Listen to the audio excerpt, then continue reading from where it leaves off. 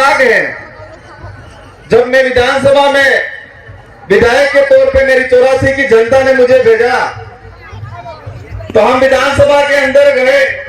इससे पहले हमने पढ़ा था कि संसदीय जो व्यवस्था है उस व्यवस्था को कि हर विधायक को एक समय मिलता है निश्चित। हमारे प्रावधान होते हैं स्थगन के बिल पे कटौती प्रस्ताव, हर चीज पे उस प्रावधान के अकॉर्डिंग नियम के अनुरूप उसको बोलने का अधिकार दिया जाता है, लेकिन वहां पर भी राजनीति हो जाती है। जब मैं शुरुआत में गया तो लगा कि यार छोटा सा बच्चा मतलब लड़का आया है तो बोलने दिया, फिर पता चला इसके वाला नहीं जमने वाला है, तो वहां भी मेरे साथ राजनीति हो जाती है।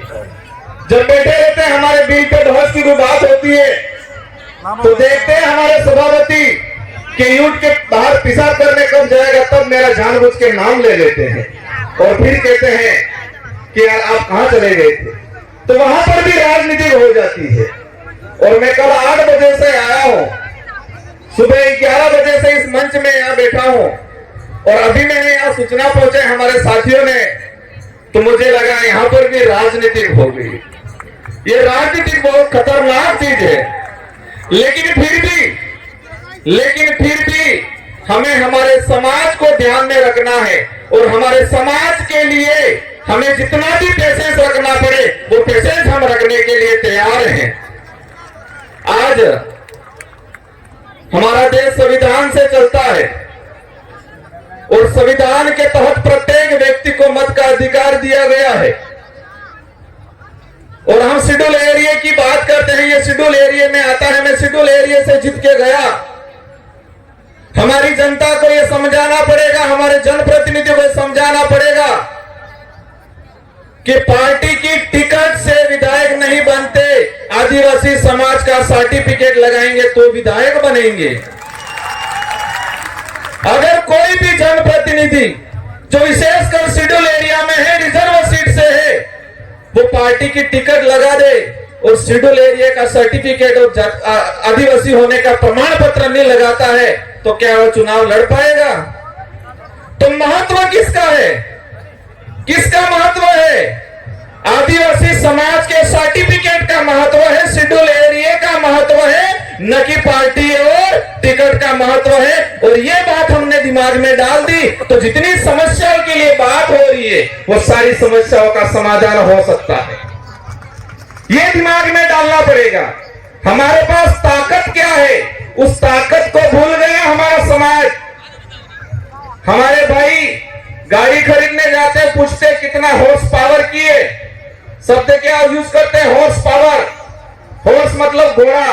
घोड़ा इतना ताकतवर होता है, घोड़ा ताकतवर होता है, लेकिन उसको बचपन से जो इसको पालने वाला रहता है इसको ऐसा बना देता है कि वो सिर्फ शादी ब्याह में नाचने का ही काम करता है।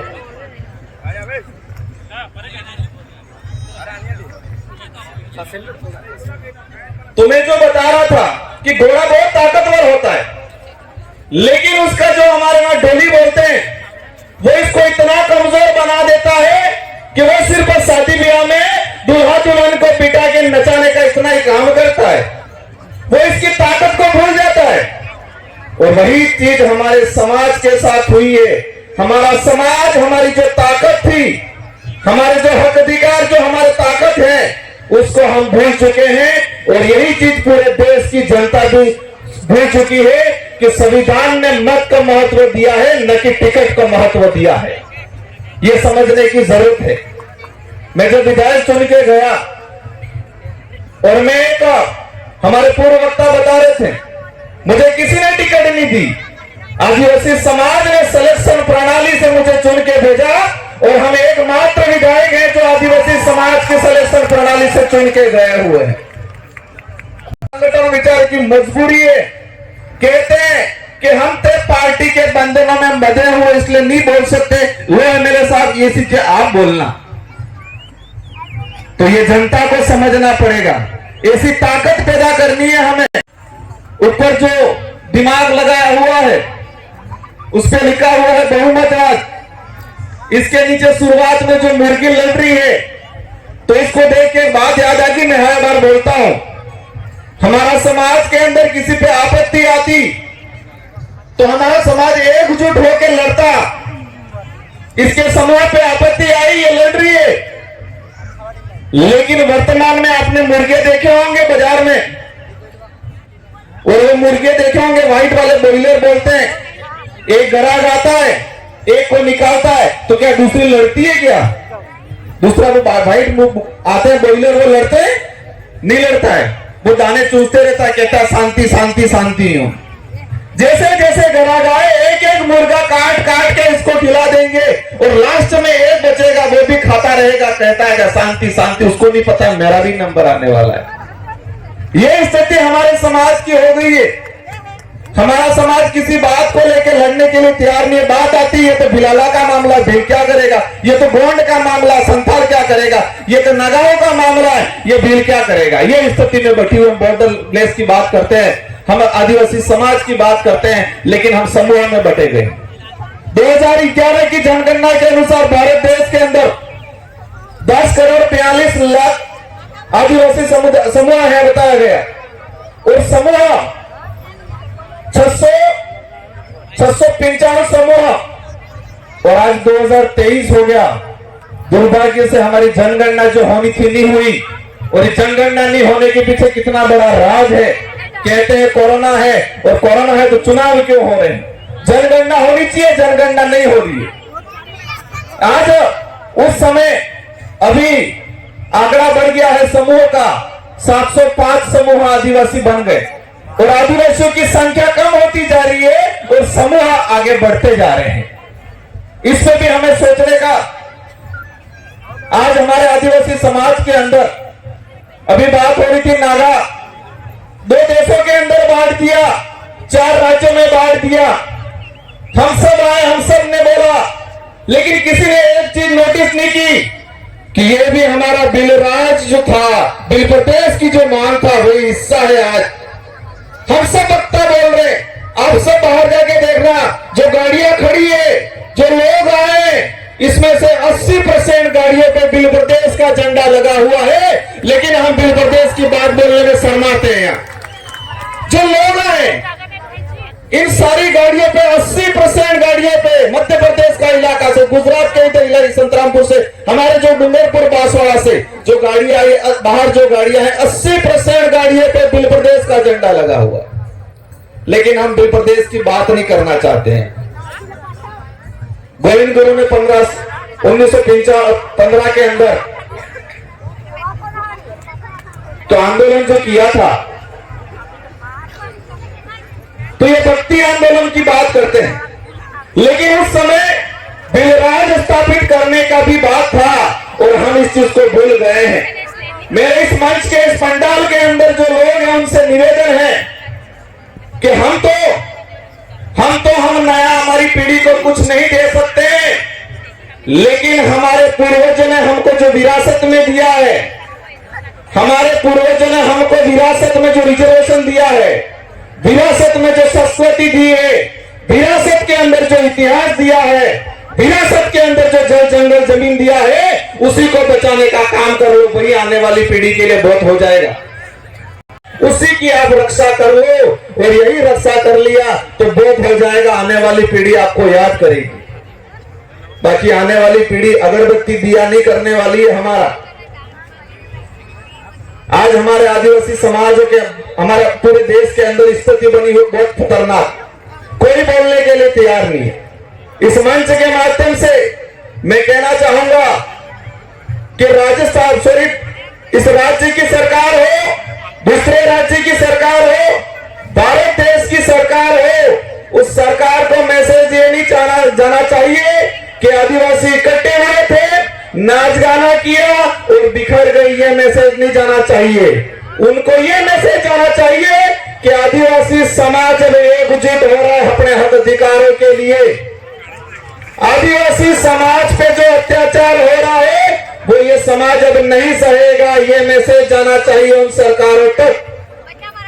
उन सरकारों तक ये मैसेज जाना चाहिए कि आदिवासी समाज के जल जंगल जमीन की अगर हमने छेड़ा, तो ये आदिवासी समाज अब चुप नहीं बैठेगा। ये मैसेज जाना चाहिए। आज हमारे अभी बात हो रही थी थोड़ी देर पहले धर्म की। हम कहते हैं 10 करोड़ आदिवासी है, लेकिन मुझे नहीं लगता है वास्तविक आदिवासी तो 10 करोड़ में से 10% भी नहीं रहे होंगे। आधे तो ईसाई बन गए, आधे बौद्ध बन गए, यहां पर जैन बन गए, मणिपुर के अंदर मुसलमान बन गए। तो काहे के आदिवासी रहे हम 10 करोड़? धर्म में बढ़ गए हम, पार्टियों में बढ़ गए हम। ये बातें हो सकता है कड़वी लगे, लेकिन ये नहीं हो जाए आने वाले भविष्य के अंदर जब बाहर हम प्रदर्शनी में अभी क्या हमारे आदिवासियों का ऐसा घर हुआ करता था ये देख के आए और आज हम नहीं जगे तो आने वाले 20-25 साल बाद हमारी पीढ़ी ये नहीं देखे कि वास्तविक आदिवासी देश में कौन सा बचा है। ये ढूंढना नहीं पड़ेगा, ये ध्यान रखना पड़ेगा। हम लोग कहते हैं हमारे साथ अन्याय होता है, हम मंदिरों में जाते हैं, मंदिरों में दर्शन नहीं करने दिया जाता है। अरे भाई मंदिर तो अपने ही नहीं है, अपन जा क्यों रहे? यहाँ पर भक्ति की बात हुई थी। आदिवासी समाज के अंदर भक्ति में मंदिर का महत्व नहीं है, दान का महत्व है, धोनी का महत्व है। हमें दान पे जाना है, धोनी पे जाना है, थानक पे जाना है, मंदिर पे नहीं जाना है। अब आप कहीं नहीं, आप जबरदस्ती जा रहे हो, धक्का मार रहा है, फिर आप धक्का खा के आ रहे हो। आदिवासी समाज को धर्मों में बांट दिया, राजनीतिक में बांट दिया।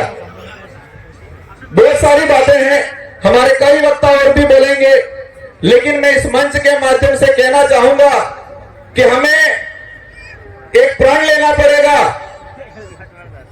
कि देश की सरकार को क्या मैसेज है, वो बात हो गई, लेकिन संविधान के अंदर जनजाति की जगह आदिवासी शब्द जोड़ा जाए, इस पे जोर देना पड़ेगा हमको।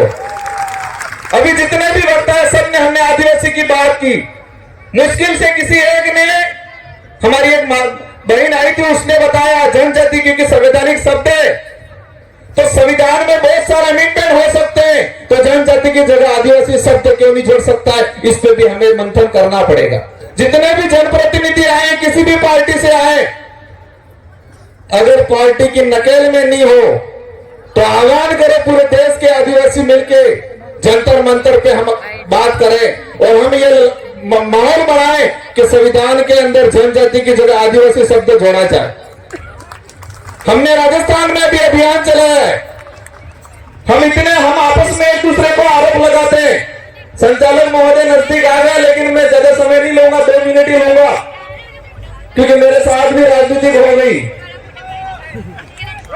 हमने राजस्थान में अभियान चलाया है, अगर कोई भी आदिवासी को नक्सली बोलेगा उस पर एट्रोसिटी मुकदमा दर्ज हो, ये अभियान चला है और ये पूरे देश में चलाना पड़ेगा।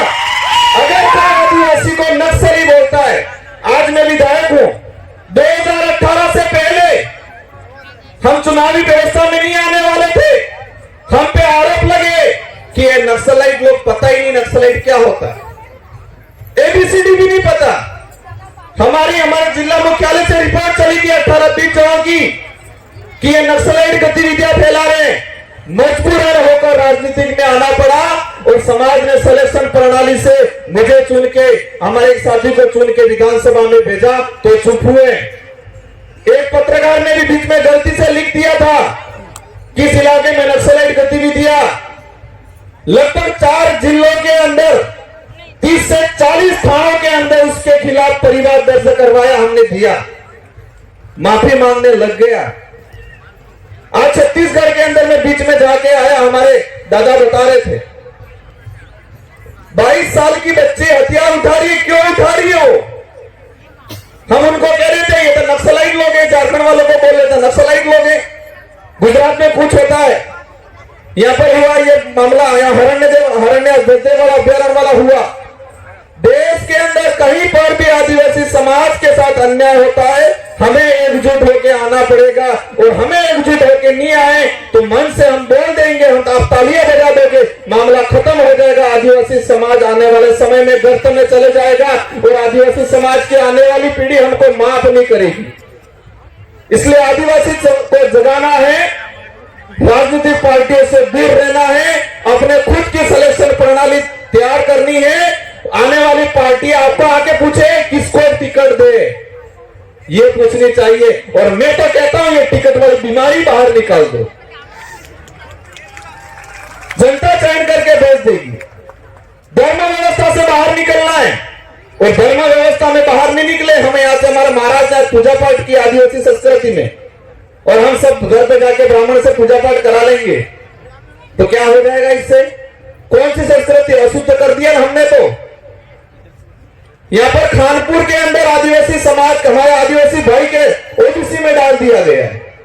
वो आज दर दर भटक रहा है कि हमें एसटी में शामिल किया जाए, लेकिन उस भाई के बाप दादा ने उसकी संस्कृति भुला दी, उसका कल्चर भुला दिया, उसकी बोली भुला दी, और हमने कहने लग गए पता ही नहीं।